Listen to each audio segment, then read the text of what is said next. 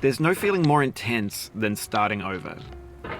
If you deleted your homework the day before it was due, as I have, or if you left your wallet at home and you have to go back after spending an hour in the commute. If you won some money at the casino and then put all your winnings on red but it came up black.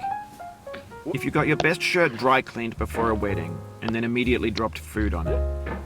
If you won an argument with a friend and then later discovered that they just returned to their original view.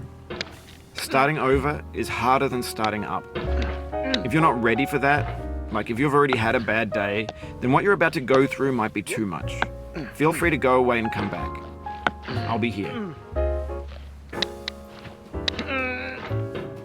Alright, thanks for coming with me on this trip. I'll understand if you have to take a break at any point. Just find a safe place to stop and quit the game. And don't worry, I'll save your progress, always, even your mistakes. This game is a homage to a free game that came out in 2002 called Sexy Hiking. The author of that game was Jazzuo, a mysterious Czech designer who was known at the time as the father of B games. And B games are rough assemblages of found objects. Designers slap them together very quickly and freely, and they're often too rough and unfriendly to gain much of a following. They're built more for the joy of building them than as polished products. In a certain way, Sexy Hiking is the perfect embodiment of a B game. It's built almost entirely out of found and recycled parts, and it's one of the most unusual and unfriendly games of its time. In it, your task is simply to drag yourself up a mountain with a hammer. And that act of climbing, in the digital world or in real life, has certain essential properties that give the game its flavor. No amount of forward progress is guaranteed. Some cliffs are too sheer or too slippery. And the player is constantly, unremittingly in danger of falling and losing everything. Anyway, when you start Sexy Hiking, you're standing next to this dead tree that blocks the way to the entire rest of the game. It might take you an hour to get over that tree. A lot of people never got past it. You prod and you poke at it, exploring the limits of your reach and your strength, trying to find a way up and over. And there's a sense of truth in that lack of compromise. Most obstacles in video game worlds are fake. You can be completely confident in your ability to get through them once you have the correct method or the correct equipment or just by spending enough time. In that sense, every pixelated obstacle in Sexy Hiking is real. No. The obstacles in Sexy Hiking are unyielding, and that makes the game uniquely frustrating. But I'm not sure Jazzuo intended to make a frustrating game. Frustration is just essential to the act of climbing, and it's authentic to the process of building a game about climbing.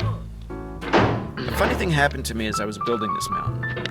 I'd have an idea for a new obstacle, and I'd build it, test it, and it would usually turn out to be unreasonably hard. But I couldn't bring myself to make it easier.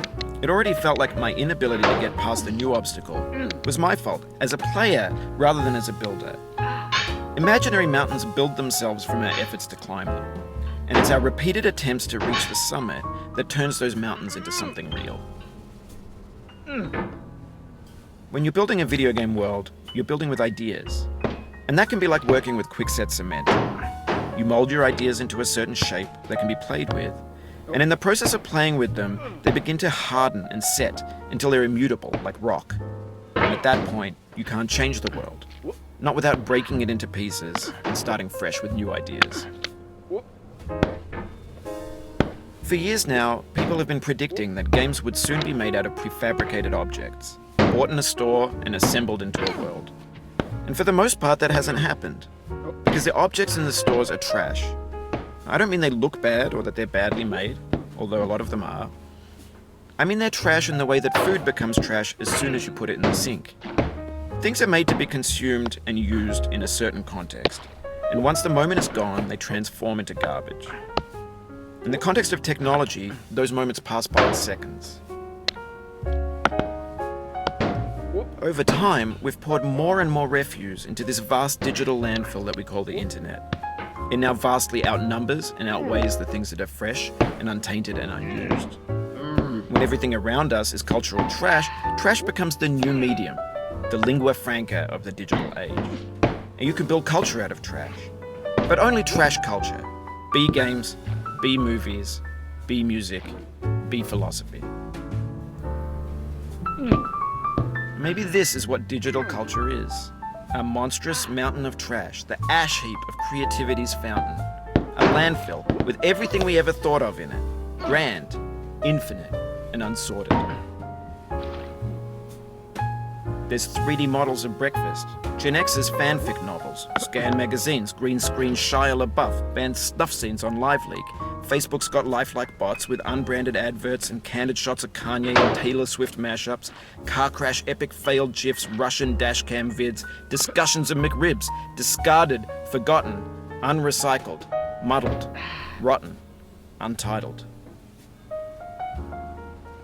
Everything's fresh for about 6 seconds, until some newer thing beckons, and we hit refresh. And there's years of persevering, disappearing into the pile, out of style, out of sight. In this context, it's tempting to make friendly content that's gentle, that lets you churn through it but not earn it. Why make something demanding if it just gets piled up in the landfill, filed in with the bland things?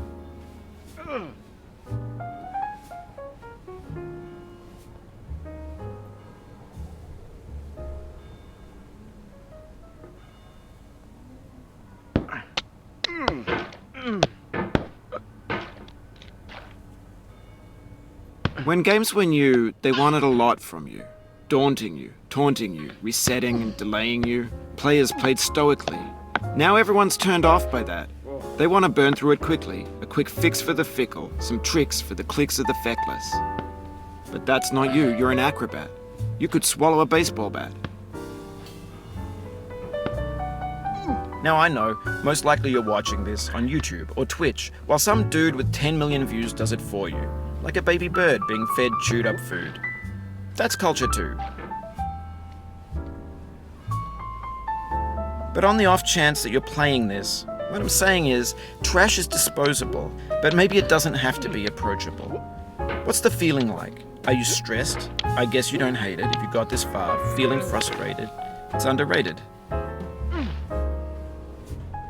An orange is sweet, juicy fruit, locked in